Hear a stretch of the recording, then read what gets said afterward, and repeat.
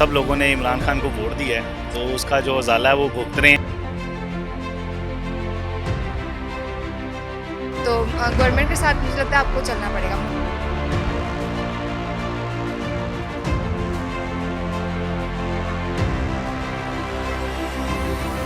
ने कहा था मैं कोई गरीब रहने नहीं दूंगा, तो वाकई रहने ही नहीं दिया।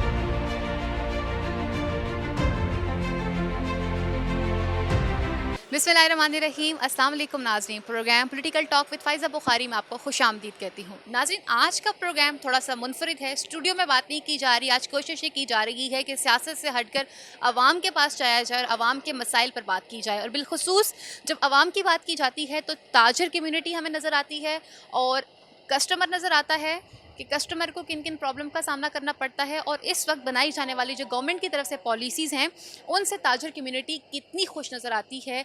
जहाँ पर एक कस्टमर चीज़ ख़रीदते हुए ये शिकायत करता है कि चीज़ें बहुत महंगी हो गई हुई हैं, लेकिन जब हम एक शॉपकीपर से पूछते हैं तो वो कहते हैं टैक्स बहुत ज़्यादा है। जो कमेटीज़ बनाई जाती हैं वो कमेटीज़ किस तरह से काम कर रही हैं या क्या काम उन्हें नहीं करना चाहिए और क्या काम करना चाहिए, ये सब जानेंगे आज के प्रोग्राम में। आगे बढ़ते हैं और प्रोग्राम के सिलसिले को इसी तरह से कंटिन्यू करते हैं। मेरे साथ यहाँ पे मौजूद हैं एक शॉपकीपर, उनसे बात करते हैं और उनसे पूछते हैं कि वो गवर्नमेंट की पॉलिसी से कितना खुश हैं और उन्हें किन प्रॉब्लम्स का सामना करना पड़ता है। अस्सलाम वालेकुम। वालेकुम अस्सलाम। जब हम बात करते हैं बाज़ार आने की तो सबसे पहले एक जो खौफ होता है वो माइंड में ये होता है कि जिस चीज़ की भी कीमत पूछी जाएगी वो बहुत ज़्यादा होगी। और अमूमन जो कस्टमर्स होते हैं वो इस बात पर शिकायत कर रहे होते हैं कि हम जो चीज़ पहले इतने की लेकर जाते थे, अब वो चीज़ जो है उसके दाम जो हैं वो तब्दील हो चुके हैं। क्या वजह है? वजह इसमें यही है कि आपको पता हम सब लोगों ने इमरान खान को वोट दिया है तो उसका जो उजाला है वो भुगत रहे हैं। टू मच प्राइस हो चुकी हैं। कस्टमर जो आम कस्टमर है उसकी तो रेंज से बहुत दूर चली गई हैं चीज़ें। वो फिर एंड पे यही आ गया कि स्टॉल से या फिर लंडा बाज़ार से परचेजिंग करके अपने बच्चों का वो गुजारा कर रहा है। अगर वो कहे कि मैं जाके शॉप्स पे जाऊँ, अच्छी शॉप पे जाऊँ, वहाँ से कोई 5-7 हज़ार रुपये का सूट परचेज़ कर लूँ, कोई शादी के इवेंट आगे से हैं, लेकिन इस तरह का कुछ नहीं है। हम लोग भी यहाँ पे कारोबार कर रहे हैं, लाखों रुपये की इन्वेस्टमेंट करके बैठे हुए हैं। जो परचेज़ प्राइस हमारी पहले आती थी 3,000 3500 4,000 रुपये की, वो इस टाइम 5,000 से प्लस चली गई है। तो 5,000 का 6,000 का सूट ला के उसको 7,000 का 7,500 रुपये का सेल करना वो ज़रा मुश्किल हो चुका है। उसकी वजह ये है कि आपको पता है कि 20-25,000 इससे ऊपर सैलरी किसी की भी नहीं है जो सेल्समैन वगैरह तबका है। तो अब जिसके 4 बच्चे हैं वो 25,000 रुपये में घर का किचन चलाएगा, रेंट देगा, बिल देगा या बच्चों की ख्वाहिशात पूरी करेगा। गरीब तबका तो इमरान खान साहब ने बिल्कुल ही मार दिया है, मट्टी के नीचे अच्छा, आप क्या समझते हैं जो पिछला दौर था, मियाँ साहब के दौर की अगर बात की जाती है और मियाँ साहब को आपको मालूम है केसेस भी चल रहे हैं और इस वक्त वो खुद पाकिस्तान से बाहर भी हैं, आ भी नहीं रहे पाकिस्तान वापस। आप क्या समझते हैं कि उनका दौर ज़्यादा अच्छा था? उसके अंदर आपको ये लगता था कि आपकी आपकी बातें सुनी जाती थी या टैक्स कम थे? हालांकि आप सबको मालूम है कि पैसा जो है वो तो बाहर चला गया और पैसा कौन लेकर गया ये तो आपको बेहतर मालूम है। देखिए जी, सबसे पहले इमरान खान साहब की एक बात थी कि उन्होंने ये कहा था जी कि 12 अरब डॉलर जो है 12 अरब रुपए जो है ना डेली की करप्शन है। 2 साल 30 दिन उसको उनकी हुकूमत को मौजूद हो गए हैं तो तकरीबन कोई 67 अरब डॉलर के करीब कुछ ये अमाउंट बनती है। पहले तो ये पैसा कहाँ गया जो करप्शन से उन्होंने बचाया, क्योंकि इनकी दौरा हुकूमत में तो करप्शन नहीं ना हो रही। जो इनके साथी हैं वो तो करप्शन नहीं कर रहे, हालांकि चीनी चोर इंग्लैंड में बैठा हुआ है। ये सारा कुछ आपको पता है। माफिया अंडरवर्ल्ड इनका है, आटे का हर चीज़ का बुरहान है। आटे का थैला 700 का था, वो इस टाइम 1300 पे चला गया हुआ है। हर चीज़ आपके सामने है। महंगाई इसने इंतहा की कर दिया है। हमने किसी को नहीं कहते कि उसका दौर अच्छा था, इसका दौर। कम से कम नवाज शरीफ के दौर में ये था कि आम आदमी एक अच्छी ज़िंदगी गुजार रहा था, अपनी फैमिली के साथ अच्छा वक्त गुजार रहा था। उसको ये टेंशन नहीं थी यार मुझे 10 हज़ार। आप कोरोना को नहीं देखते कि कोरोना की वजह से भी तो सिस्टम कितना रुक गया, पूरी दुनिया उससे मुतासिर हुई, एक पाकिस्तान मुतासिर नहीं हुआ। देखें जी, वो आपकी बात बिल्कुल ठीक है। कोरोना की वजह से दुनिया में काफ़ी नुकसान हुआ है, मैशियत का काफ़ी नुकसान हुआ है, लेकिन हमारा मुल्क जो है ना वो गरीब मुल्कों में आ जाता है ना, तो हमें तो बहुत सारे डॉलर मिले हैं। वो डॉलर कहाँ पे खर्च हुए हैं ये जिनके पास आए हैं उन्हें बेहतर पता है। बहुत बहुत शुक्रिया, हमने इनका व्यू जाना। नाज़रीन, यकीन जाने से मैं बाज़ार में मौजूद हूँ। अनार के लिए ये जगह है और यहाँ पर जो रश होनी चाहिए थी, रश वैसे देखने को नहीं मिल रहा। दुकानें खाली हैं और कस्टमर्स जो हैं वो नज़र नहीं आ रहे। दुकानदार इस बात पे शिकायत कर रहे हैं कि जो एक परचेजिंग सीन था वो ख़त्म हो चुका हुआ है। लोग घरों से बाहर नहीं निकलते हैं, अगर आते भी हैं तो वो लेते नहीं हैं, उस चीज़ को बाय नहीं करते हैं और वो बड़े परेशान नज़र आ रहे हैं इस बात के ऊपर। अगर हम आम बंदे की बात करते हैं तो काम होगा तो बाहर लोग आएंगे चीज़ ख़रीदने के लिए, आगे बढ़ते हैं, मार्केट में जाते हैं, कुछ लोगों से भी जानते हैं और उनसे भी पूछते हैं वो इस बारे में क्या कहते हैं। सब लोगों ने इमरान खान को वोट दिया है तो उसका जो उजाला है वो भुगत रहे हैं। तो गवर्नमेंट के साथ मुझे लगता है आपको चलना पड़ेगा।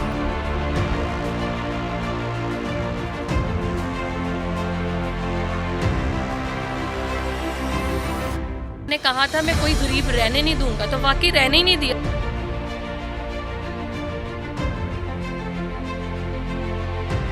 नाज़रीन, ये हमने पॉइंट ऑफ व्यू जाना एक शॉपकीपर से रिलेटेड, जहाँ वो ये बात कर रहे थे कि हमने जो माल ख़रीदा है वो बहुत महंगे दामों ख़रीदा है। यहाँ एक ज्वेलरी के स्टॉल के ऊपर एक स्टूडेंट हैं या एक खातून हैं जो चीज़ ख़रीद रही हैं, उनसे बात करते हैं और उनसे पूछते हैं कि वो शॉपिंग क्या करने आई हैं और उनको रेट कैसे लग रहे हैं। अस्सलाम वालेकुम अस्सलाम। शॉपिंग कर रही हैं? जी, मैं शॉपिंग कर रही हूँ। अच्छा, कैसे लग रहे हैं आपको रेट्स? क्योंकि हम अभी तक ये कहा जा रहा है कि जी चीज़ें बहुत महंगी होगी हुई हैं। आप क्या समझती हैं कि जो आप पहले चीज़ें ख़रीदती थी वो कैसी थी और अब जो ख़रीद रही हैं उनमें क्या डिफरेंस है? मैं तो पहले भी ये ख़रीदती थी तो 100 का होता था, तो अब ये 150 मांगते हैं तो मैं अभी भी 100 का करवा लेती हूँ बारगेनिंग करके। तो अगर 10 पीस बढ़ भी गए हैं तो इट्स ओके। अगर हमारी गवर्नमेंट चाह रही है कि हम टैक्स पे करें या इन चीज़ों के मतलब शॉपकीपर ज़्यादा लगा लेते हैं पैसे कि महंगाई हो गई है तो महंगाई में हम अपना भी वो हिस्सा डाल लें, लेकिन इट्स ओके, हम बारगेनिंग करके वो चीज़ें उतने की करवा लेते हैं।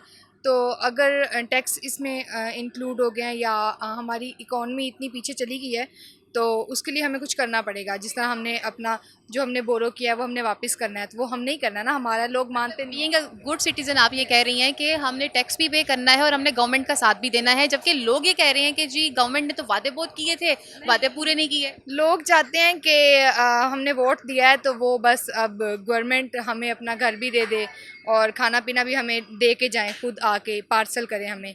तो गवर्नमेंट के साथ मुझे लगता है आपको चलना पड़ेगा। मुझे लगता है आप स्टूडेंट हैं, आप पढ़ती हैं। ओके, अगर आप पढ़ती हैं तो इट्स मीन्स दैट कि आप इस बात को अगर आप इकोनॉमिक्स ही पढ़ रही हैं तो आपको इस बात के बारे में बेहतर पता है कि हम लोगों ने किस तरह से सिस्टम को आगे लेकर चलना है। तो आप देखने वालों को बारे में क्या मैसेज देना चाहेंगी या क्या कहना चाहेंगी? मैं देखने वालों को यही कहूँगी कि थोड़ा सब्र करना पड़ेगा। मतलब आप किसी से कोई चीज़ बोरो करते हो तो आपको 1-2 साल लग जाते हैं देने में। तो अगर आपने वोट भी दिया है तो आप महंगाई महंगाई महंगाई करके अपना दिल मत तोड़ो और मतलब आप होप फॉर द बेस्ट। और आपको ये सोचना चाहिए कि आप मुल्क ऐसे होता है, अगर हमारे पेरेंट्स कहीं किसी से बोरो करें तो अगर उनकी डेथ अल्लाह ना करे हो जाती है तो वो पेरेंट्स को ही आगे भरना होता है। तो यही सोच लें कि जिस तरह पहले लोगों ने हमारे लिए किया, कहते हैं कि हमारे लिए मेट्रो बनाई, हमारे लिए सब काम किए, लेकिन चलो कर दिया, अच्छा है, मेट्रो सिर्फ लाहौर में है, छोटे शहरों में तो नहीं है, कर दिया तो चलो कोई बात नहीं, अब हमने उसका पे बैक तो करना, भरना तो है ना वापस। तो आप लोग मुझे ये लगता है कि यहाँ पे महंगाई महंगाई महंगाई करके और ऐसे लान तान मत करें, तो थोड़ा सा वेट करें, थोड़ा सा चीज़ों को सेटल होने का टाइम दें।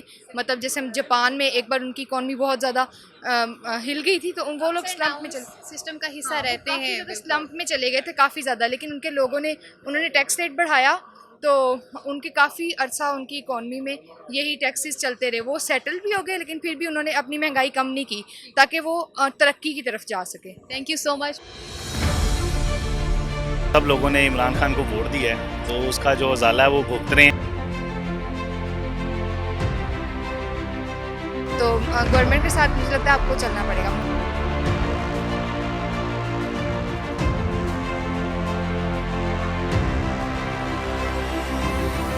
ने कहा था मैं कोई गरीब रहने नहीं दूंगा, तो वाकई रहने ही नहीं दिया।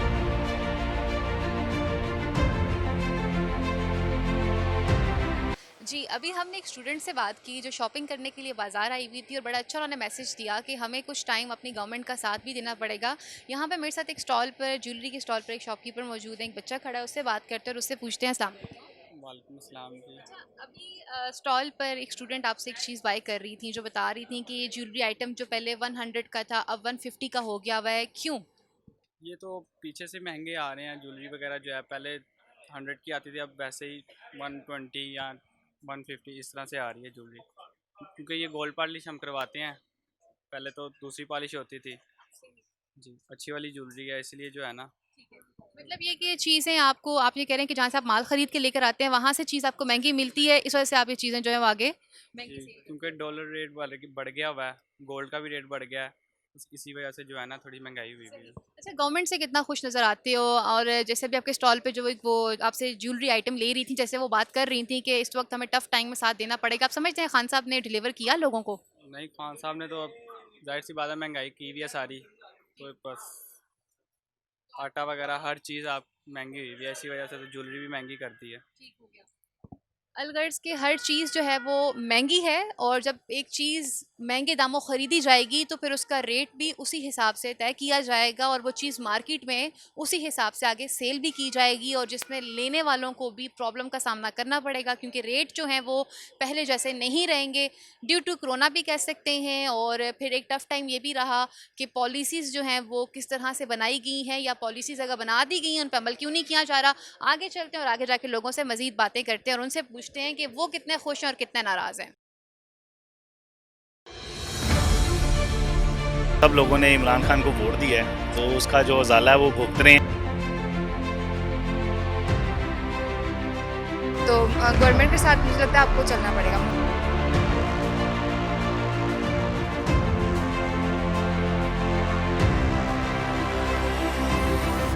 ने कहा था मैं कोई गरीब रहने नहीं दूंगा, तो वाकई रहने ही नहीं दिया।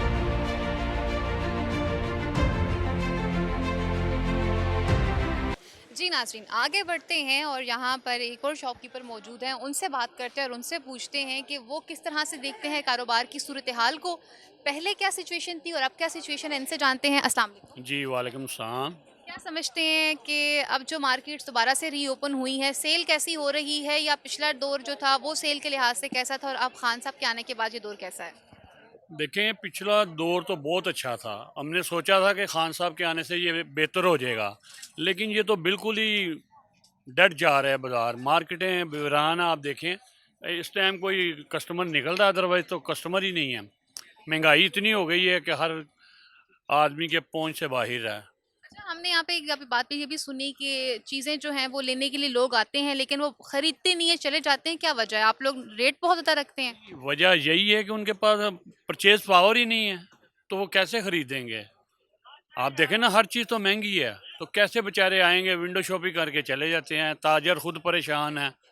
मैं यहाँ और सदराज से सदर हूँ यूनियन का, मैं बिला मुकाबला जीतता हूँ, लेकिन अब कारोबार ही नहीं। हम सब फारिग बैठे हुए हैं। आप भी देख रहे हैं मार्केट में इस टाइम कोई कस्टमर बहुत कम है, लेकिन ख़रीदारी नहीं है। अच्छा, एक तो माल इंपोर्ट होके आता है, उसके ऊपर मतलब टैक्स लगना या उसको महंगा करना फिर समझ में आता है, लेकिन जो चीज़ें पाकिस्तान में तैयार हो रही हैं वो क्यों महंगी हैं? बट हर चीज़ तो महंगी हो गई है ना। आप कुछ भी लेने जाएंगे तो जब उसको तैयार करेंगे यहाँ भी, तो वो महंगी मिलेगी ना आपको। इसी वजह से देखें ना, पेट्रोल कहाँ है, डॉलर कहाँ है, चीनी का आपको पता है। आप मीडिया वालों को तो ज़्यादा इलम है। चीनी चीनी से चीज़ें महंगी हो गई। चीनी से चीज़ें महंगी नहीं हुई, लेकिन जो हम परचेज़ कर, हम भी तो घर के लिए ख़रीदते हैं ना। तो कस्टमर जहाँ हमारे पास आएगा तो हमें वो सस्ती लगेंगी। जब कस्टमर नहीं आएगा, बाज़ार नहीं चलेंगे, तो बिल्कुल मार्केटें डाउन होंगी। आप क्या समझते हैं कि जो गुज़िश्ता हुकूमतें रही हैं, पीपल्स पार्टी हो, पाकिस्तान मुस्लिम लीग नून हो, वो कैसे आप उनको पाते हैं? और देखिए, बड़े मियाँ साहब तो वापस ही नहीं आ रहे ना, करप्शन के चार्जेस उन पे लगे हुए हैं, वो सामने नहीं आ रहे। छोटे मियाँ साहब नैब की कस्टडी में हैं, उनकी फैमिली के ऊपर अलग से केसेस चल रहे हैं, तो फिर उन फैमिलीज़ को आप कैसे क्या डिफेंड करेंगे? क्या क्या कहेंगे कि वो लोग अच्छे थे जो मुल्क का पैसा खा रहे थे और मुल्क का पैसा बाहर लेकर जा रहे थे? जी, हम तो ताजर हैं, हमें हमारे लिए तो वही बेहतर थे। कारोबार चल रहा था, खा रहे थे, हमें क्या है। लेकिन हमारा मुल्क चल रहा था, हर बंदा खुशहाल था, कारोबार चल रहे थे, परेशानी कम थी। दुख नहीं होता कि कोई आपका पैसा खा रहा हो और वो आपको जो आप पे इस्तेमाल होना चाहिए वो बाहर जा रहा हो, उस पे दुख नहीं होता? नहीं, दुख तो ये होता है ना, जो अब मार्केट में आप देखें ना, कारोबार नहीं है। हम क्या करें इनको, इमरान खान साहब को क्या कहें हम। हमने तो ये सोचा था आएंगे, मुल्क के हालात बेहतर होंगे, लेकिन ये दिन ब दिन डाउन हो रहे हैं। खान साहब कहते हैं कि अभी तो चीज़ों को ठीक करने में टाइम लगेगा क्योंकि कर्जे बहुत ज़्यादा हैं और सिस्टम जो है वो आपके सामने है। ये तो जो आता है वो यही कहता है, समझ आई ना। उसने तो यही कहना। आप देखें ना, 2 साल हो गए हैं, कितनी देर हम और वेट करेंगे। हमें ये नहीं है कि खान साहब से कोई गिला है। गिला ये है कि यार, आप लोगों को लेके आए हैं अवाम, आप तो कुछ तो करें ना, मुल्क के लिए बेहतरी करें। आप देखें आज अदरक क्या रेट है, 800 रुपये रेट है अदरक का। कभी सोचा था आपने? बहुत नाज़रीन, वही बात आ जाती है कि जब चीज़ महंगे दामों ख़रीदी जाएगी तो वो आवाम तक कैसे सस्ते दामों तक पहुंचाई जाएगी, और फिर सवाल बार बार पूछा जाता है कि वो तरक्याती काम या वो वादे जो इलेक्शन से पहले हर कोई करता है, ख्वाह वो किसी भी पार्टी से रिलेटेड हो। बल्कि खान साहब से लोग ज़्यादा इसलिए नाराज़ हैं, लोगों की उम्मीद खान साहब से ज़्यादा मुंसलिक थी कि खान साहब ने एक आम आदमी की बात की थी, पाकिस्तान को चोरों से बचाने की बात की थी, करप्शन से बचाने की बात की थी। तो आज लोग ये सवाल पूछते हैं कि हम कितना और साथ देंगे। मौजूदा गवर्नमेंट 2.5 साल पूरे कर चुकी हुई है और कितने इम्तिहान बाकी हैं। ताजर कम्युनिटी कितना खुश है, कितना नाराज़ है, बाज़ार में और आगे चलते हैं, कस्टमर से भी बात करते हैं और कुछ शॉपकीपर्स के भी व्यूज़ लेते हैं। सब लोगों ने इमरान खान को वोट दिया है तो उसका जो उजाला है वो भुगत रहे हैं। तो गवर्नमेंट के साथ मुझे लगता है आपको चलना पड़ेगा।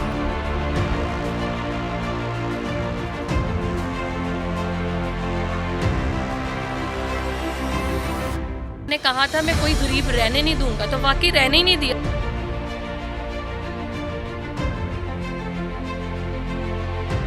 जी, यहाँ पे हमारे साथ एक खातून मौजूद है, उसे शॉपिंग कर रही थी और जब मैं इनके पास की तो मैंने कहा मैं इनसे पूछती हूँ कि आज ये किस तरह से रेटों को देख रही हैं, या ये क्या समझती हैं चीज़ें सस्ती हैं या महंगी हैं। अस्सलाम वालेकुम।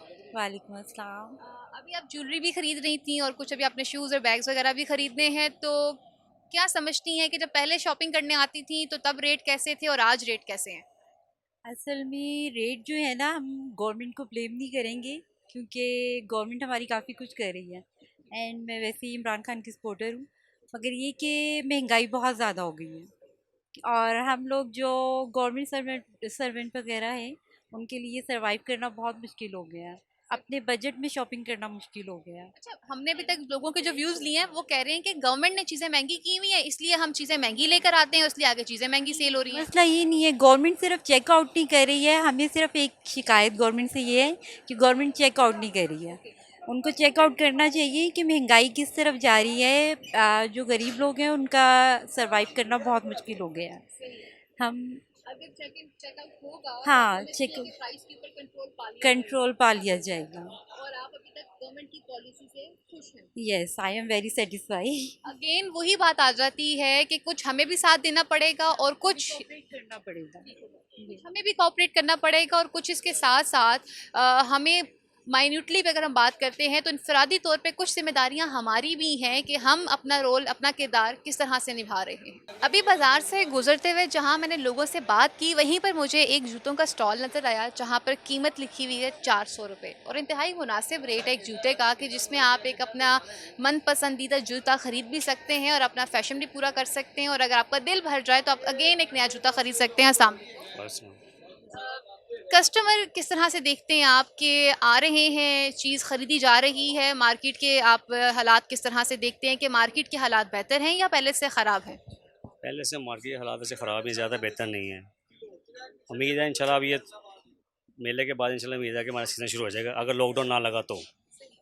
आप वैसे गवर्नमेंट की पॉलिसी से कितना खुश हैं कि गवर्नमेंट जो है वो कितना अच्छा काम कर रही है? क्योंकि सर देखिए, मैंने भी बहुत सारे लोगों से बात की जिसमें कस्टमर ख़रीदने वाले ये कह रहे थे कि कुछ हमें भी कोऑपरेट करना चाहिए गवर्नमेंट के साथ। करना चाहिए मगर हमने गवर्नमेंट से खुश नहीं है। कोई जितनी महंगाई दिन ब दिन बढ़ती जा रही है हम खुश नहीं बिल्कुल। अब देखें आटा कहाँ पहुँच गया, चीनी का पहुँच गया, अब हर चीज़ महंगी है। आटा 80 रुपये किलो है, चीनी देखें 100 रुपये किलो है, बल्कि ऊपर चली गई है। बंदा क्या करे। अच्छा, आपने फिक्स प्राइस रखी हुई है 400 की चीज़ है और 400 मेरे ख्याल से एक मुनासिब रेट है, और ये ही अगर आप अपना जो माल ख़रीद के जहाँ से लेकर आते हैं, बनवा के लेकर आते हैं, तो मुझे लगता है रेट्स में कोई तब्दीली हुई वहाँ पर या नहीं हुई? नहीं, रेट में कोई तब्दीली, बड़ा मुनासिब रेट है। हमारे शुरू से देखो मुनासिब रेट होते हैं, हम ज़्यादा कस्टमर से मांगते नहीं हैं। ठीक होगा, लेकिन जहाँ से आप अपना माल बनवाते हैं वहाँ पर रेट में आपने कोई तब्दीली देखी? नहीं, उधर कोई तब्दीली नहीं है। फिर हम ये कह सकते हैं ना कि सिस्टम तभी भी काम कर रहा है, लेकिन छोटी मोटी कमी बेशियाँ जो हैं वो हर जगह रहती हैं। हाँ जी, वो तो वक्त के साथ साथ अच्छी होती है जी। छोटी मोटी कमी बेशी हमेशा रहती है कि उसमें कुछ कसूर जो है वो शायद इनफरादी तौर पे हमारा भी होता है, और कुछ ऐसा भी हो सकता है कि हम सही मानों में टाइम नहीं दे पा रहे होते, चेक एंड बैलेंस नहीं कर पा रहे होते। जैसे एक खातून हमारे साथ थी जिन्होंने कहा था कि अगर चेक एंड बैलेंस किया जाता टाइम के ऊपर तो फिर मेरे ख्याल से प्राइस भी कंट्रोल हो जाती है और चीज़ें भी सॉल्व हो जाती हैं। आगे बढ़ते हैं, आगे यहाँ पर एक कस्टमर हमारे साथ और मौजूद है, इनसे बात करते हैं। यहाँ पे ये ज्वेलरी की शॉप के बाहर खड़े थे। अस्सलाम वालेकुम। वालेकुम अस्सलाम। आज क्या ख़रीदने आया यहाँ पे? मैं बेसिकली इधर चूड़ियाँ खरीदने आई हूँ। चूड़ियाँ खरीदने आई हो आप, ठीक हो गया। तो बाजार में भी और बाकी कुछ चीज़ें ली हैं या अभी लेनी है? नहीं, अभी तो आए हैं तो कुछ लेकर अच्छा जाएंगे। ये बताओ, जब चीज़ें लेने मार्केट में जाते हो तो जो रेट हैं वो पहले की तरह ही हैं या महंगी हो गई हैं? नहीं, बहुत ज़्यादा रेट हो गए हैं, बहुत महंगी हो गई हैं। सही। तो कभी शॉपकीपर से कहा नहीं है कितनी महंगी चीज़ें क्यों सेल कर रहे हो आप? नहीं कहा है, वो कम भी करते हैं, तो बस ऐसे ही है, जैसे जैसे लॉकडाउन की वजह से काफ़ी तब्दीली आ ही चुकी है। आप रेट कम करते हैं वैसे? हाँ जी, करते हैं, क्यों नहीं करते। वैसे अमूमन जो है ना वो खरीदने वाले लोगों को ये शिकायत रहती है कि जब हम चीज़ खरीदने जाते हैं तो जो रेट है ना वो हमें शॉपकीपर पहले ही कह देते हैं, बाजी लेनी है तो लें, नहीं तो हम आपको देंगे नहीं ये चीज़। नहीं, ऐसी कोई बात नहीं है। हमें कुछ पैसे मिलते हैं, फ़ौरन दे देते हैं कस्टमर को जी। हाँ जी। क्योंकि अमूमन ये कहा जा रहा था कि चीज़ आई ही इतनी महंगी है, अगर आपको इंटरेस्ट है तो आप ले लें। सही बात है, कुछ बच्चे का फ़ौरन दे देते हैं हम जो। हाँ। समझते हैं कि ज्वेलरी आइटम्स जो बिलखुसूस हैं, क्योंकि देखिए शादी हो, पार्टी हो, कोई फंक्शन भी, ज्वेलरी एक ऐसी चीज़ है जो पूरा साल बिकती भी है और इसका कोई सीज़न नहीं होता। तो जो आइटम्स आप पहले ख़रीदते थे वो उन्हीं रेट पे आपको मिल रहे हैं या कुछ कीमतों में इजाफा हुआ है? कुछ महंगी हुई चीज़ें जो, पीछे से महंगी हो गई चीज़ें जो। इस वक्त करंट जो मार्केट की सिचुएशन है, बाज़ार की जो सिचुएशन है, आप क्या समझते हैं? आप खुश हैं गवर्नमेंट की पॉलिसी से? इसका कोई जवाब नहीं है मेरे पास जो, वैसे ना खुशी है वैसे जो। ना खुश है जी। नाज़रीन, वही बात आ जाती है, अगर हम ओवरऑल व्यू लेते हैं तो लोग वैसे ही प्रॉब्लम का शिकार नज़र आ रहे हैं। एक वजह कोरोना की भी रही, क्योंकि सिस्टम सबके सामने था। कोरोना की वजह से हर चीज़ जो थी वो बंद हो चुकी थी, कारोबार नहीं चल रहे थे, और जब कारोबार नहीं चल रहे होते तो प्रॉब्लम इसी तरह से दिन ब दिन बढ़ती चली जाती हैं, पैसा नहीं बन रहा होता, फिर चीज़ ख़रीदने वाले को भी प्रॉब्लम है और लेने वाले को भी प्रॉब्लम है। सब लोगों ने इमरान खान को वोट दिया है, तो उसका जो उजाला है वो भुगत रहे हैं। तो गवर्नमेंट के साथ मुझे लगता है आपको चलना पड़ेगा।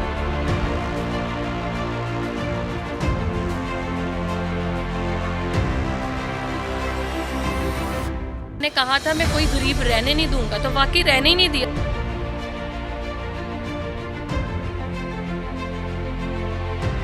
अस्सलाम वालेकुम। वालेकुम सलाम।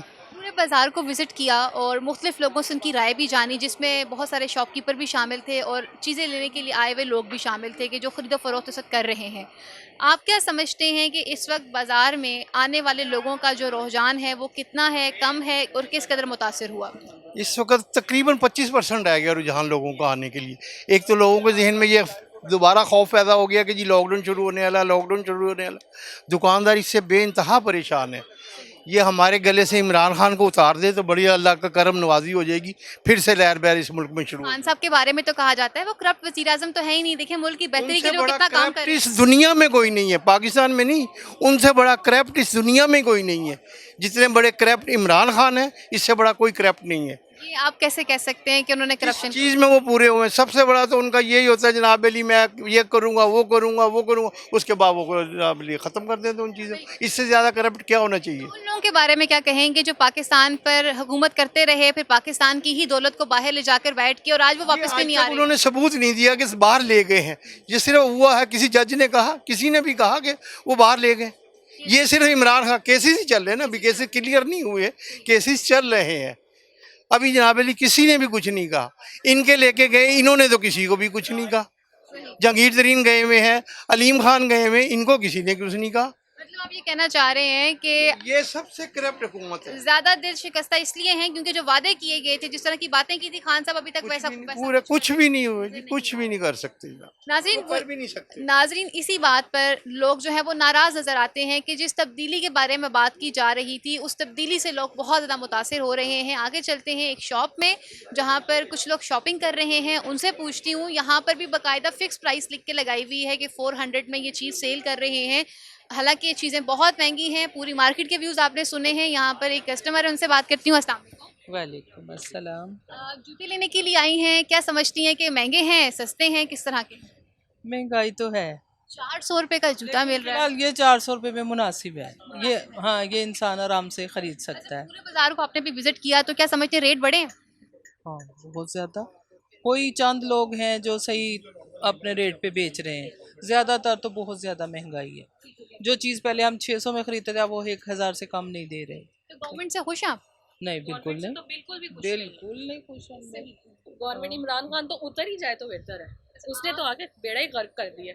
खान साहब तो कहते हैं कि मैं लोगों को रिलीफ देना चाहता हूँ, करप्शन खत्म करना चाहता हूँ, आप लोगों की बात करते हैं। उन्होंने कहा था मैं कोई गरीब रहने नहीं दूंगा, तो वाकई रहने ही नहीं दिया उसने। सफाई हस्ती से मिटाता जा रहा है गरीबों को, मुसलमानों को, सबको। खुद तो आके वो बैठ गया, गरीबों को मारता जा रहा है। वादे किए थे उसने, कोई सारा वादा झूठा, नहीं एक नंबर पूरा का किया। झूठा इतना इमरान खान। एक दिन बात करता, अगले दिन वो मुकर जाता। वो तो औरतों से भी क्या गुजरा है। और तो खान साहब लोग नाराज हैं और इनकी नाराजगी बनती है। वजूहात क्या हैं कि ऑलरेडी पहले से ही सिस्टम के सताए हुए लोग थे। इलेक्शन कैंपेन के दौरान जिस तरह के वादे आपने किए थे, मुझ समेत हर बंदे की उम्मीदें वाबस्ता थीं कि सिस्टम बहुत जल्दी काम करेगा, तब्दीली आएगी और बहुत सारी नई चीज़ें देखने को मिलेंगी। लेकिन आज 2.5 साल गुजर जाने के बावजूद मामला जूं का तू नज़र आता है और लोग नाराज़ नज़र आते हैं। सब लोगों ने इमरान खान को वोट दिया है, तो उसका जो उजाला है वो भुगत रहे हैं। तो गवर्नमेंट के साथ मुझे लगता है आपको चलना पड़ेगा।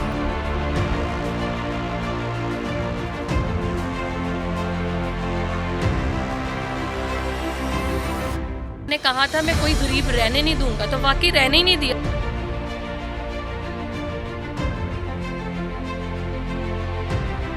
इस वक्त एक शॉप पर मौजूद हूँ। जैसे हम बात कर रहे थे जूतों के हवाले से, बात की ज्वेलरी की, बात की कॉस्मेटिक भी बहुत ज़रूरी चीज़ है और कॉस्मेटिक के ऊपर आए दिन टैक्स लगते रहते हैं। एक शॉपकीपर मेरे साथ मौजूद हैं, दुकान के ऑनर भी हैं। इनसे पूछती हूँ कि कस्टमर जो हैं वो आपके पास जब आते हैं तो यकीनन शिकायत तो करते होंगे कि जो चीज़ आपसे पहले वो 500 में लेकर जाते थे, अब वो 600 की है या 1000 की हो चुकी है, तो इसकी रीज़न क्या है? देखिए जी, डेफिनेटली इसकी बेसिक रीज़न ही आपको पता है कि करेंसी वेरिएशन है।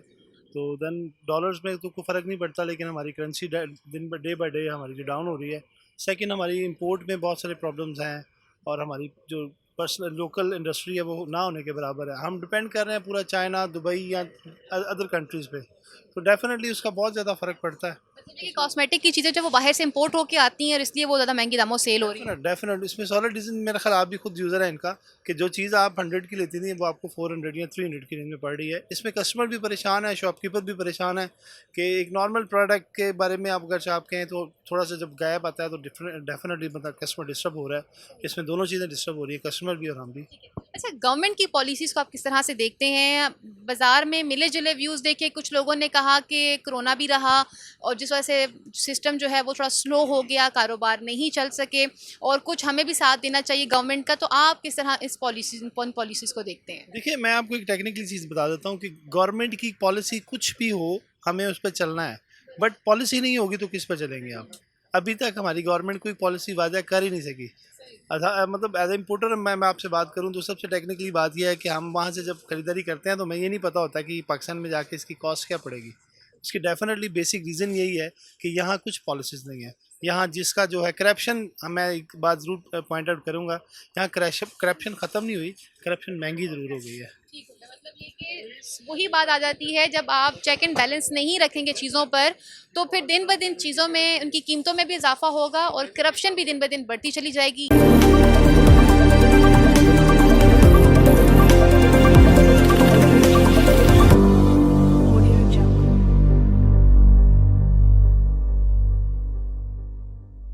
मैं ढूंढता रहता हूँ चेहरे, कुछ नए कुछ पुराने।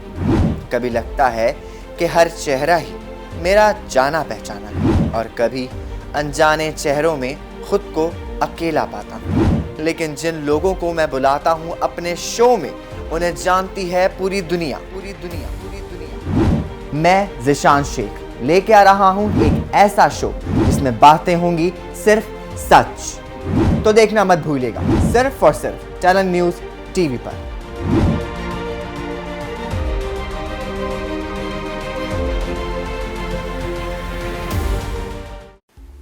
पाकिस्तान में ऑनलाइन बिजनेस का क्या है स्कोप? पाकिस्तान एक डिजिटल कंट्री बन रहा है। पाकिस्तान में डिजिटल इंप्रूवमेंट्स कैसे हो रही हैं? हम डिजिटल पाकिस्तान में आपकी मुलाकात करवाएंगे पाकिस्तान के मशहूर आईटी एक्सपर्ट से, जो कि देंगे आपके सवालात के जवाब। देखते रहिए टैलेंट न्यूज़।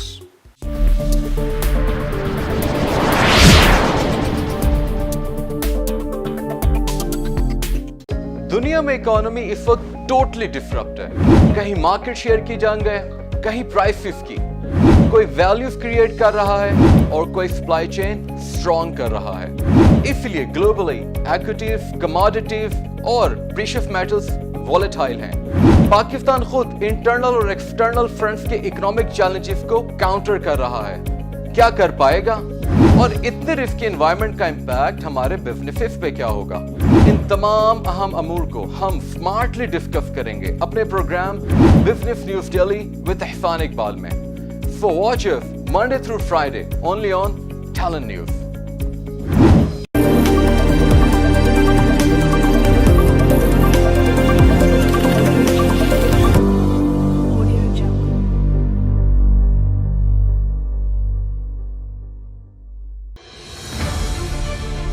सब लोगों ने इमरान खान को वोट दिया है तो उसका जो उजाला है वो भुगत रहे हैं। तो गवर्नमेंट के साथ मुझे लगता है आपको चलना पड़ेगा।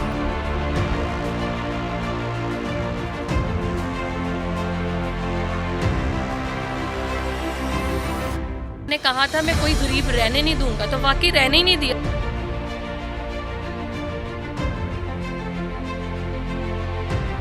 वेलकम बैक नाज़रीन, आपको प्रोग्राम में दोबारा से खुशामदीद कहती हूँ, जहाँ हमने पहले जाने मार्केट कमेटी के हवाले से बहुत सारे लोगों की शिकायत थी और बहुत सारी प्रॉब्लम्स आज भी वैसी की वैसी ही हैं।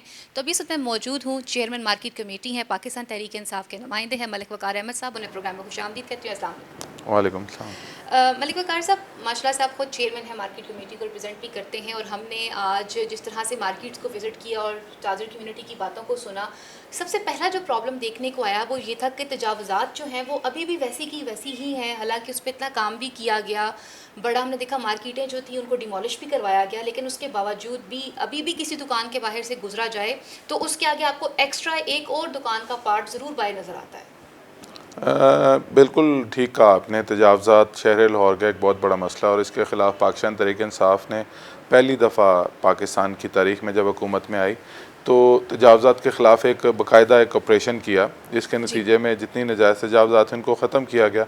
लेकिन ये दुकानों के बाहर जो रेडियाँ लगती हैं या जो तजावुज़ात बनती हैं, इसके लिए सबसे ज़्यादा ज़िम्मेदार वो दुकानदार ख़ुद है, क्योंकि ये मेरा दफ्तर है। अगर मैं नहीं चाहूँगा तो मेरे दफ्तर के आगे कोई भी कुछ भी खड़ा नहीं कर सकता, ना कोई दुकान बना सकता है।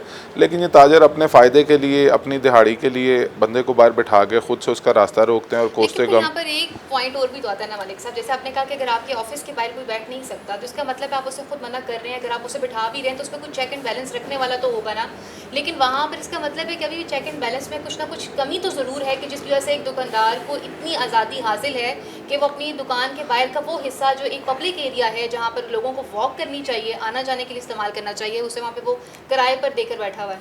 देखें, गवर्नमेंट की ज़िम्मेदारी तो है और एडमिनिस्ट्रेशन का भी फ़र्ज़ है, लेकिन इसके साथ साथ कुछ ज़िम्मेदारी कम्युनिटी की भी बनती है और कम्युनिटी खुद से भी, कम्युनिटी को हमें अवेयर करना है कि अपनी दुकान के आगे किसी को तजावुज़ात ना लगाने दें। गवर्नमेंट एक दिन ऑपरेशन करती है, 2 दिन करती है, 3 दिन करती है, 4 दिन करती है। अब लोगों के भी समझने की बात है, करने को और भी बहुत से काम है। अगर हम सारा हफ्ता सारा वक्त यही काम करते रहेंगे तो बाकी काम नहीं हो पाएंगे। तो इसलिए आपके चैनल के तवज्जुद से, आपके प्रोग्राम के तवज्जुद से मैं शहर लाहौर के जो दुकानदारान हैं, ताजरान हैं, उनको भी ये कहना चाहता हूँ कि आप तजावुज़ात के ख़िलाफ़ ऑपरेशन में हमारे हमकदम बने और अपनी दुकानों के बाहर तजावुज़ात ना लगने दें। आज मैं आपके प्रोग्राम में एक बात कहने जा रहा हूँ कि अगर ताजर नहीं चाहेंगे, कोई भी बड़ा बाज़ार हो, वो सब्ज़ी हो, फ्रूट मंडी हो, वो अनारकली हो, वो शालम हो, वो लिबर्टी हो, वो इछड़ा हो, वो क्रीम ब्लॉक हो, कोई भी जगह हो, जब तक दुकानदार नहीं चाहेगा तब तक किसी किस्म की तजावुज़ात किसी दुकान के आगे नहीं आ सकती, रिमूव नहीं कर सकते। अच्छा, जब हम मार्केट की बात करते हैं तो जैसे आपने शालम का जिक्र किया और अंदरून शहर अगर लाहौर की बात की जाए तो यहाँ पर होलसेल मार्केट्स बहुत ज़्यादा हैं, लेकिन यहाँ आने के लिए आपको बाकायदा चीज़ों को प्लान करना पड़ता है, क्योंकि सबसे बड़ा मसला जो है वो पार्किंग का होता है। और जब यहाँ पर अगर एक बंदा आ जाता है तो वॉकिंग डिस्टेंस भी मौजूद नहीं होता, गाड़ियों की इतनी भरमार होती है, पार्किंग के हवाले से क्यों नहीं कोई काम किया जा रहा।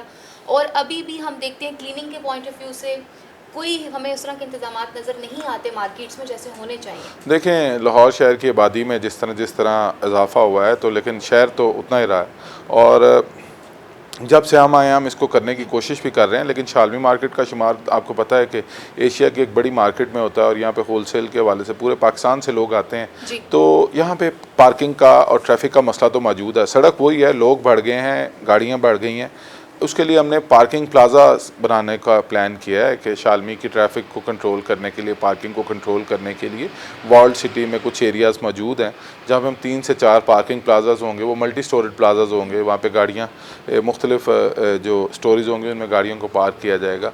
लेकिन इसके साथ साथ जैसा आपने कहा कि हमें प्लान करके आना चाहिए, तो प्लानिंग का तो यही है कि हम गाड़ी को थोड़ा दूर खड़ा करके पैदल अब इतने भी हालात बुरे नहीं हैं कि पैदल चलने का रास्ता मौजूद नहीं। मलिक साहब, आप खुद देख लीजिए कि अगर हमें शालम मार्केट कहीं बिलखुसूस विजिट करना हो या इलेक्ट्रॉनिक्स मार्केट की तरफ जाना हो तो बाकायदा इंसान खौफ इस बात पे आता है कि अंदर जाएंगे और किस तरह से सफ़र करेंगे या गाड़ी को कहाँ खड़ा किया जाएगा। ये भी एक पूरा माफिया बन जाता है कि आप जैसे पार्किंग वाले अलग से खड़े हैं, उन्होंने अपने अलग से एरियाज जो हैं वो डिवाइड किए हुए होते हैं। मेयो अस्पताल में बहुत बड़ी पार्किंग मौजूद है। अगर कोई शालमी आना चाहे तो मैं बता रहा हूँ कि अगर आपको किसी किस्म का कोई मसला है तो आप हमें मशवरा देंगे कि बजाय इसके कि हम कहीं और पार्किंग का बंदोबस्त करें, हम हॉस्पिटल की पार्किंग को अपने हॉस्पिटल की पार्किंग में आप गाड़ी पार्क कर आएँ और मेयो अस्पताल चौक वाले गेट को इस्तेमाल करते हुए अगर आप शालम वानसमल बाज़ार के ज़रिए शालम आ जाएँ तो उसमें वक्त भी कम लगेगा और ट्रैफिक से भी बचत हो जाएगी। अच्छा, मुझे ये बताएं, हादसा से निपटने के लिए आपके पास कोई प्लान हो, क्योंकि यहाँ पर आए दिन वाक़यात होते रहते हैं, पुरानी बिल्डिंग्स हैं वो गिर जाती हैं या आग लग जाए, उस तरह की सिचुएशन पे काबू पाने के लिए कोई ऐसा प्लान जो है वो आप पहले उस सवाल का जवाब जो आपने पहले सवाल किया था उसमें मैंने ये कहा कि उसे हम पार्किंग के तौर पे हम पार्किंग प्लाजास बनाने की तरफ जा रहे हैं। इस हवाले से 2-3 मीटिंग्स हो चुकी हैं, आने वाले दिनों में इनका ऐलान भी हो जाएगा, 2-3 जगहों का इंतखाब भी हो गया। उससे किसी हद तक हम पार्किंग के मसाइल पर काबू पा लेंगे। ज़ाहिर बात है कि अंदरूनी शहर आपको पता है कि एक पुराना शहर है, रास्ते और गलियाँ उसी तरह से हैं और फिर वो कमर्शियल हो गया। जब वो कमर्शियल हो गया तो उस पर खपत बढ़ गई, उस लोगों की कंजम्पशन बढ़ गई, लोग ज़्यादा आने लग गए। तो उसके लिए वर्ल्ड सिटी अथॉरिटी मौजूद है। वर्ल्ड सिटी अथॉरिटी उस हवाले से काम कर रही है। पुराने मकान है, अगर किसी को हम कहें कि आप अपने मकान से निकल आएँ, वर्ल्ड सिटी इसको गिराना चाहती है, गवर्नमेंट इसको गिराना चाहती है, तो वो कहते हैं कि हमारी लाश बाहर जाएगी, हम मकान से बाहर नहीं जाएंगे। लेकिन फिर भी हमने समझा बुझा के वर्ल्ड सिटी ने इस वक्त सैकड़ों मकान ऐसे हैं जिनको ख़तरनाक करार दिया और लोगों से कहा कि वो वहाँ से निकलें। और हम अल्टरनेट की कोशिश भी करते हैं कि ख़ुद से उनके मकान को डिमोलिश करके उनको अल्टरनेट जगह मुहैया की जाए और उनके मकान को भी बना दिया जाए। तो इस हवाले से कोशिशें जारी हैं। और जहाँ तक आपने बात की फायर ब्रिगेड के हवाले से, तो फायर ब्रिगेड का एक स्टेशन अंदरूनी शहर के लिए स्पेशली 2 स्टेशन मौजूद हैं। अल्लाह ना करे कि हमें किसी ऐसे हालात से गुजरना पड़े, लेकिन अगर कोई ऐसा हो जाता है तो ये जो मार्केट्स हैं यहाँ पर आपको भी मालूम है कि दिन से लेकर रात तक रश रहता है, कस्टमर्स आते हैं, चीज़ें ख़रीद के लेकर जाते हैं और यहाँ पे छोटी मोटी मतलब चीज़ें नहीं खरीदी जाती, बड़ी अच्छी तादाद में यहाँ से माल ख़रीद कर शहर के दूसरे इलाकों में मुंतकिल किया जाता है। तो इस तरह की इमरजेंसी से निपटने के लिए मार्केट कमेटी ने कोई ऐसा प्लान तैयार करके रखा हो, क्योंकि करंट सिचुएशन आपने खुद बता दिया कि अभी तजावज़ात भी रिमूव करने में टाइम लग रहा है या जो रिमूव की जाती हैं वो नेक्स्ट डे फिर एज इट इज़ दोबारा से अपीयर हो जाती हैं और ट्रैफिक का एज इट इज़ वैसे ही। देखें बात सुने, अब आप जब सड़क पर आएंगे तो हादसे का चांस तो मौजूद होगा। अब शहर अगर बड़ा हो गया है और आबादी बढ़ गई है तो तजावज़ात के ख़िलाफ़ ऑपरेशन भी होंगे, लोग तजावज़ात करेंगे भी। आइडियल सिचुएशन तो बिल्कुल नहीं हो सकती, लेकिन बेहतरी की गुंजाइश हर वक्त मौजूद रहती है। तो बेहतरी की गुंजाइश मौजूद है। इंशाल्लाह आप आने वाले दिनों में देखेंगी कि लाहौर शहर में काफ़ी तब्दीलियाँ आएंगी और लाहौर शहर पहले से बेहतर दिखने लगेगा। जी ज़रूर, इंशाल्लाह। 3 साल तो गुजर गए हैं, मज़ीद आगे देखेंगे। नहीं, अभी 2 साल गुजरे हैं।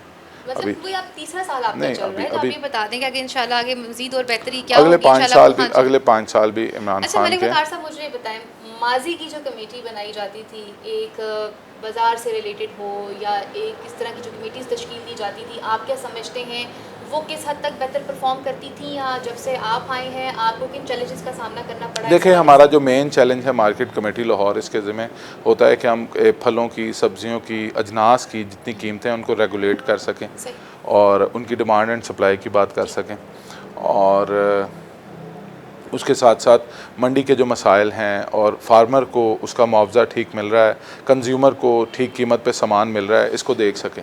उसके साथ साथ चूँकि मैं तहरीक इंसाफ का नुमाइंदा भी हूँ और ताजर सियासत में भी करता हूँ, उस हवाले से आपने दीगर जो मसले मसाइल लाहौर के थे उनको भी डिस्कस किया। जो मेन मसला मार्केट कमेटी के ज़िम्मे वो मैं उसकी तरफ आता हूँ। अगर आप देखें तो हमने इस वक्त मार्केट कमेटी के बहुत से मसाइल के हल की तरफ जा रहे हैं। मार्केट कमेटी के बाहर तजावज़ात के नाम पर एक बड़ी मंडी लगा दी गई थी, वो पिछले 2-3 दिन में अगर आप जाके देखें तो वो सड़क बिल्कुल खुली हो गई, उस मंडी को हमने हटा के उसको सड़क को रास्ते को खोल दिया। उसके साथ साथ जब हम आए थे तो रेवेन्यू में वाज़ेह फ़र्क था, हमारे आने से रेवेन्यू बढ़ा है और अखराजात में काफ़ी हद तक कमी आई है। और बहुत से ऐसे लोग जो अपना बहुत से चीज़ें जो स्टार्ट नहीं हो सकी थी मार्केट में, हम उनको भी करने की कोशिश कर रहे हैं और नई मंडी की तरफ भी जा रहे हैं, क्योंकि ये शहर पुराना हो गया है और यहाँ से मुंतकिल करके मंडी को बाहर के मेन जगह पर भी लेके जा रहे हैं। आने वाले दिनों में आप वो भी देखेंगी कि एक नई इंटरनेशनल स्टैंडर्ड्स के मुताबिक डिजिटल मंडी का क़याम अमल में लाया जाएगा।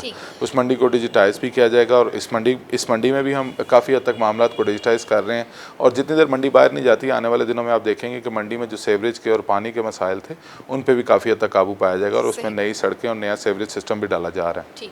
अच्छा, यहाँ पर एक और मसला जो हम देखते हैं वो सुनने को ये आता है, जो सार्फिन की जानिब से होता है, वो प्राइस के हवाले से होता है। प्राइस कंट्रोल किस तरह से की जाती है, क्योंकि जो सरकारी तौर पर जिन चीज़ों के जो नर्ख तय कर दिए जाते हैं वो जो मार्केट तक आते हैं, अगर उस पर चेक ना रखा जाए तो दुकानदार तो अपनी मर्ज़ी के हिसाब से एक चीज़ की कीमत को तय करके उसे आगे सेल कर रहा होता है। और सार्फिन को अमूमन यही शिकायत रहती है कि जब हम मार्केट की तरफ रुजू करते हैं तो एक्चुअल प्राइस से वो चीज़ें हटाकर दूसरी प्राइस पर दी जा रही होती हैं। बिल्कुल, प्राइस कंट्रोल के हवाले से हमारी प्राइस कंट्रोल कमेटियाँ मौजूद हैं, वो भी देखती हैं और हम ख़ुद भी जाके इन मामलात को देखते हैं। जहाँ पे अगर कोई ऐसा हो रहा हो तो उसको फ़ाइन करते हैं और अगर वो बंदा फ़ाइन के बाद भी बाज ना है तो फिर उनको पुलिस के हवाले भी किया जाता है। और मेरी आपके चैनल के तवज्जुद से मैं अक्सर टीवी प्रोग्राम्स में लाहौर की, चूँकि आपका प्रोग्राम और जो लाहौर में बिलखसूस प्रोग्राम देखे जाते हैं, उनके तवज्जुद से एक बात कहता हूँ कि आप रेट लिस्ट के बगैर या रेट लिस्ट पे जो कीमत है उसके बगैर सामान ना ख़रीदें, इनकार करें। 1 2 3 4 लोगों को जब आप इनकार करेंगे तो लोग ऑटोमेटिकली आपका बेहतरी की तरफ जाना शुरू हो जाएंगे, लोग रेट लिस्ट के मुताबिक सामान बेचना शुरू कर देंगे। आपको ये लगता है कि आज भी रेट लिस्ट जो है वो हर दुकान में नुमायां तौर पर सामने लगाई जानी चाहिए, जो कि एक शॉपकीपर का ये ज़रूरी है कि रेट लिस्ट के लगाई जाए और मेन जगह पर अवेज़ा की जाए। लेकिन अगर कोई नहीं लगाता तो अगर जब हम जाते हैं और अगर किसी ने नहीं लगाई होती तो उस हवाले से उसके खिलाफ कार्रवाई। एज अ कस्टमर मैं बात करूं, अगर मैं किसी शॉप पे जाऊंगी तो मैं अगर उससे रेट लिस्ट की बात करूंगी तो मुझे तो एक कमेंट सुनने को मिलेगा कि अगर आपको ये चीज़ पसंद आ रही है तो आप ले लें, अगर इंटरेस्ट नहीं है तो आप जा सकती हैं, आप टाइम क्यों वेस्ट कर रहे हैं? नहीं, ऐसा होगा नहीं। जब हम किसी ऐसे हाँ बिल्कुल, ये कंप्लेंट्स असिस्टेंट कमिश्नर का ऑफिस मौजूद है, डिप्टी कमिश्नर का ऑफिस मौजूद है, हमारा ऑफिस मौजूद है। लेकिन इस हवाले से प्राइस कंट्रोल के हवाले से हम एक हॉटलाइन स्टार्ट कर रहे हैं कि शहर लाहौर के लोग ताकि जिस पे अपनी शिकायत को दर्ज करवाएं और मेंशन करें ताकि हम उसको बेहतरी की तरफ जा सकें। लास्ट में पूछना चाहूँगी, ताजरों के मसाइल किस तरह से हल किए जाते हैं, क्योंकि जैसे आपने कहा कि ताजर कम्युनिटी का एक सियासत में भी बड़ा इंपॉर्टेंट रोल है, डिवाइडेड ग्रुप्स होते हैं, डिफरेंट पार्टीज़ को रिप्रेजेंट कर रहे होते हैं, तो आप क्या समझते हैं कि इनके मसाइल पर काबू किस तरह से आपने पाया है और इसमें कितनी हर्डल्स देखने को? देखिए, हम ताजरों के साथ महीने में 2-3 दफ़ा उनसे मिलते हैं और उनके मसाइल को पूछते हैं और कोशिश करते हैं कि उनके मसाइल को हल किया जाए जल्दी से जल्दी। और इस वक्त ताजरों की एक बड़ी तादाद पाकिस्तान तहरीक इंसाफ पे एतमाद कर रही है और आने वाले दिनों में भी आप देखेंगे कि ताजर दोस्त जो इक़दाम हैं वो किए जाएंगे पाकिस्तान तहरीक इंसाफ की हुकूमत की तरफ से। बहुत बहुत शुक्रिया। मलिक वकार साहब हमारे साथ मौजूद थे, चेयरमैन है मार्केट कमेटी के। नाजरीन, आज के प्रोग्राम में हमने आवाम के मसाइल के हवाले से बात की और कोशिश ये की कि आवाम के जितने भी मसाइल थे उनके हवाले से जवाब हासिल किया जाए और बिलखुसूस मार्केट कमेटी जो है वो क्या काम कर रही है इस हवाले से रोशनी डाली जाए और आइंदा आने वाले दिनों में कितनी बेहतरी होगी और सूरत हाल किस तरफ जाएगी। प्रोग्राम का वक्त यहीं पर ख़त्म हुआ चलता है। अपनी मेज़बान फ़ायज़ा बुखारी को अगले प्रोग्राम तक के लिए इजाज़त दीजिए। अल्लाह नेगेबान, पाकिस्तान जिंदाबाद।